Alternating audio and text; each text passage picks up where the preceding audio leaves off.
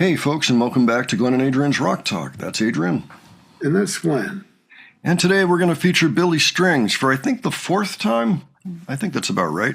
This is the newest clip that we've seen of him. It comes from July of 2023 at the Champlain Valley Expo in Essex Junction, Vermont. He's going to play a Pink Floyd song, Fearless, which comes off of Metal. It's on side one, right in the middle. A classic that we just don't hear that often. I think it should be a lot of fun to hear Billy and his undrummed acoustic outfit capture it. So I'm looking forward to checking it out. Adrian, do you have any thoughts ahead before we look at this? Fearless, played with bluegrass instrumentation. Sounds like it should be good.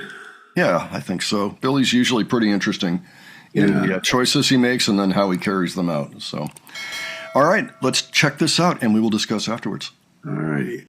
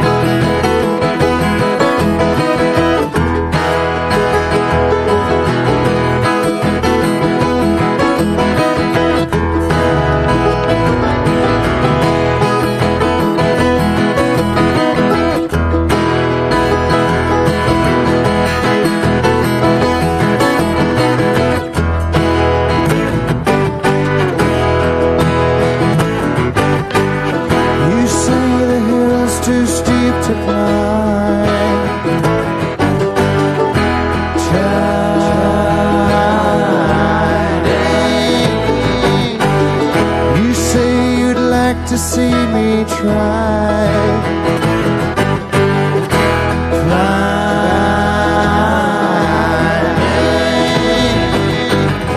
you pick the pace and I'll choose the time, and I'll climb the hill in my own way.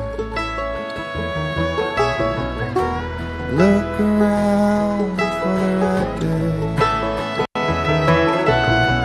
And as I rise above the tree line and the clouds, I look down, hearing the sound of the things you said today.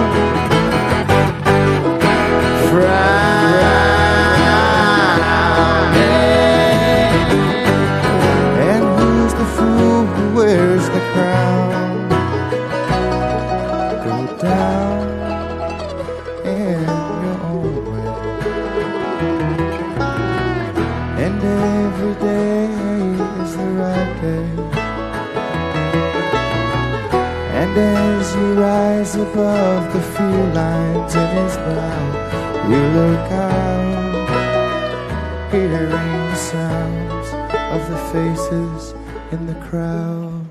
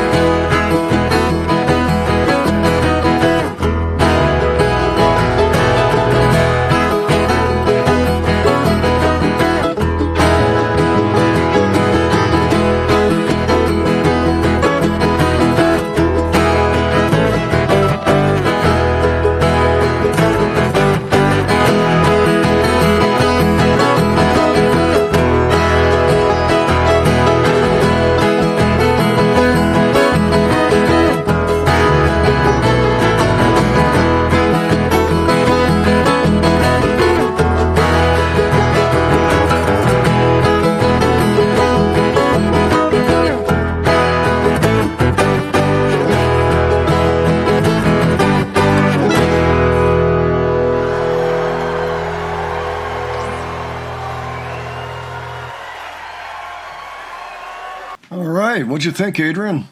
Exquisite performance of the Pink Floyd classic. And Billy Strings put his own stamp on it, too.